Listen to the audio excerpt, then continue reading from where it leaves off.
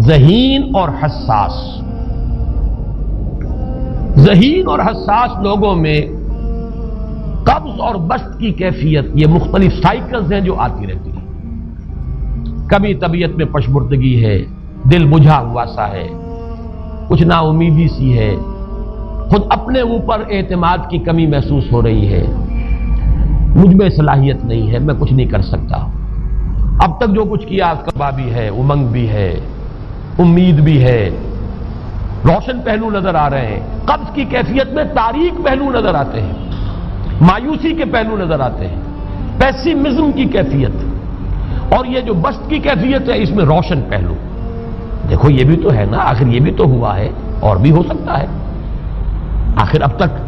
میں نے یہ کام بھی تو کر لیا، آگے بھی مشکل آسان ہو سکتی ہے.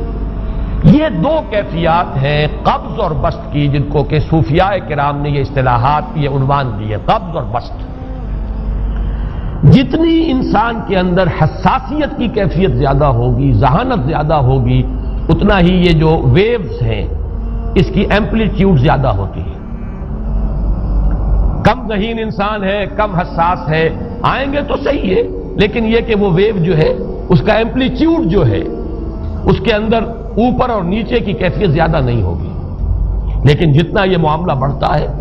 یہ جو ویو ہے اس کے ایمپلیٹیوڈ بڑھتا چلا جاتا ہے. لیکن نارمل انسان کا معاملہ یہ ہے کہ یہ حدود کے اندر رہے. اسی کی ایک کیفیت جو ہے ایب نارمل جب ہو جاتا ہے، یہی ہے جو جدید ہماری جو سائیکولوجیکل میڈیسن ہے اس میں اسے مینیکس ڈپریسو سائیکوسس کہا جاتا. مایوسی ہوئی تو اتنی ہوئی کہ جیسے کمر ٹوٹ کر رہ گئی، اور اسی ڈپریشن میں ہوتی ہیں خودکشیاں، خودکشی کر جاتا ہے ڈپریشن. کچھ روشن پہلو نظر ہی نہیں آ رہا،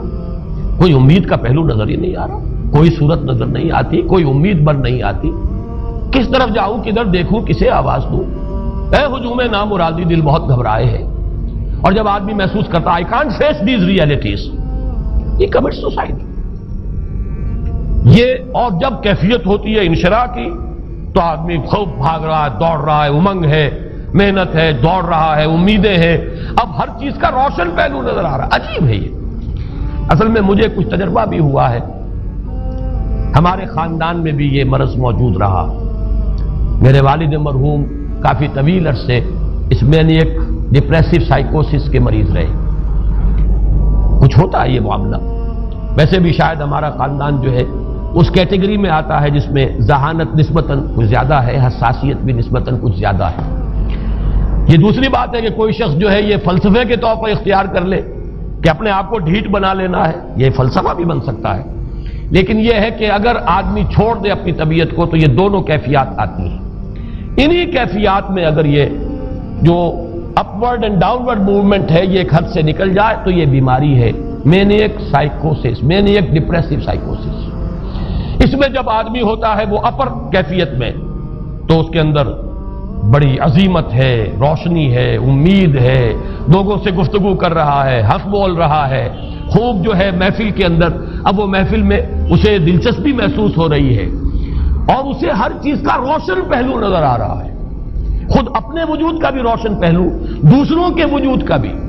دوسروں کی بات میں سے بھی وہ اچھا پہلو تلاش کریں گے، وہ برا پہلو تلاش نہیں کریں گے. جب دوسری کیفیت ہے ڈپریشن کی، ہر ایک کی بات میں کوئی برائی نظر آئے گی، کوئی اس کی نیت کا فطور ہے، کوئی فساد ہے، کوئی یہ جو ہے بدنیتی کے ساتھ یہ بات کر رہا ہے، کوئی خیر کہیں ہے ہی نہیں، برائی ہی برائی ہے، مایوسی ہی مایوسی ہے، بدلی ہی بدلی. یہ ہے در حقیقت وہ کیفیت. اس کو غالب نے بہترین انداز میں تعبیر کیا ہے. ذہین اور حساس انسانوں میں ان کی جو ترقی ہے وہ انہی مراحل سے ہو کر گزرتی ہے، اور ہر ڈپریشن کے بعد، ڈپریشن میں اس سینس میں استعمال نہیں کر رہا یعنی بیماری کی حد تک پہنچنے والی ڈپریشن نہیں، صرف قبض کی حد تک پہنچنے والا معاملہ. ہر قبض کے بعد جب بسط آتا ہے تو آگے ترقی ہوتی ہے، جس کو آپ کہتے ہیں بائی لیپس اینڈ باؤنڈس.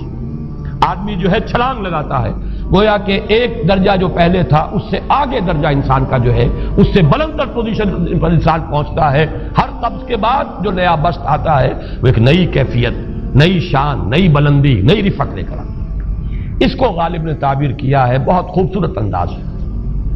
رکتی ہے میری طبع تو ہوتی ہے رواں اور، یعنی شاعر بھی کبھی ایسا وقت آتا ہے شعر جو ہے اس پر نازل ہی نہیں ہو رہا، شعر نہیں کہہ پا رہا، طبیعت میں رکاوٹ سی ہے، بندش سی ہو گئی ہے، کوئی کلام موضوع ہو ہی نہیں رہا،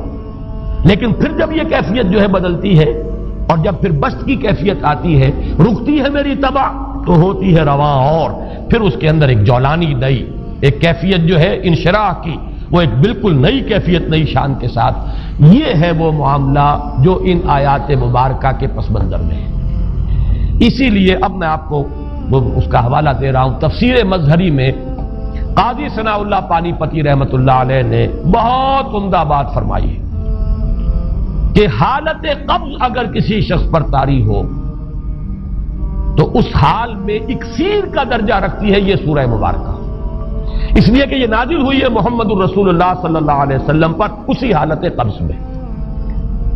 وَالضُّحَىٰ وَاللَّيْلِ إِذَا سَجَىٰ مَا وَدَّعَكَ رَبُّكَ وَمَا قَلَىٰ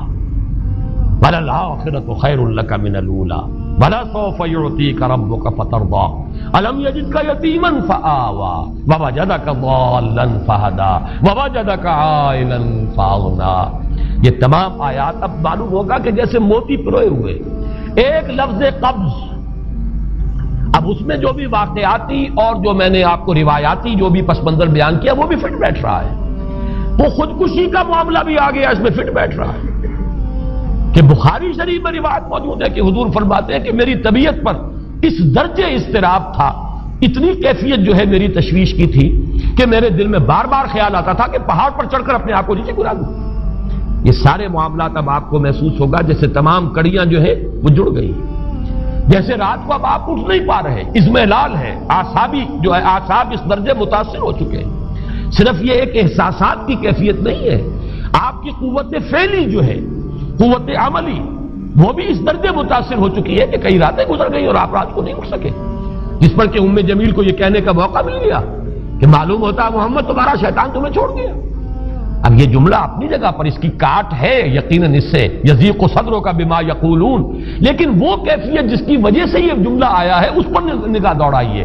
اس پر نگاہ کو مرکوز کریں گے تو معلوم ہوگا ایک لفظ قبض، یہ قبض کی ایک کیفیت تھی،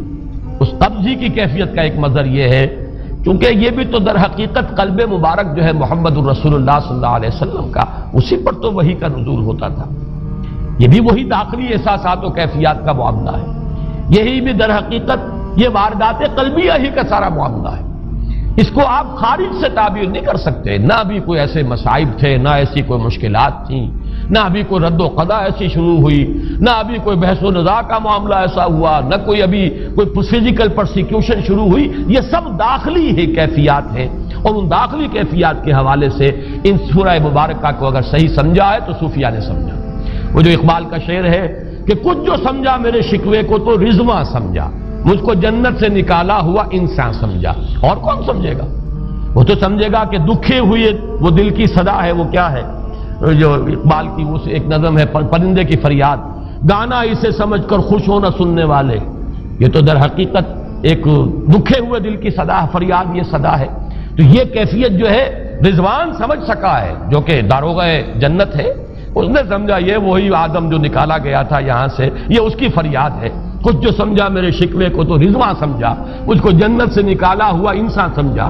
تو واقعہ یہ ہے کہ اس سورہ مبارکہ کا صحیح فہم اگر حاصل ہوا ہے، وہ امام راضی کو حاصل ہو ہی نہیں سکتا، وہ عقل اور منطق کی گتھیاں سلجھانے والے آدمی ہیں، اپنی جگہ ان کی کنٹریبیوشن بہت ہے۔ یہ لغت اور ادب کا کوئی خاص مسئلہ اس میں ہے ہی نہیں کہ زمخشری اس میں کوئی جولانی دکھائیں اپنی، اس میں کوئی ایسا اشکال ہے ہی نہیں، نحوی اشکال ہی نہیں، لیکن یہ واردات قلبیہ کا معاملہ ہے، احساسات باطنی کا معاملہ ہے، یہ نفسیات انسانی کا معاملہ ہے، اور اس کو وہی سمجھ سکتے ہیں کہ جو ماہرین علم نفس ہیں، اور وہ ہیں صوفیاء کرام ہمارے ہاں، جن کا وہ ذوق ہے، باطنی کیفیات و احساسات جن کا موضوع ہے کہ یہ در حقیقت حالت ہے۔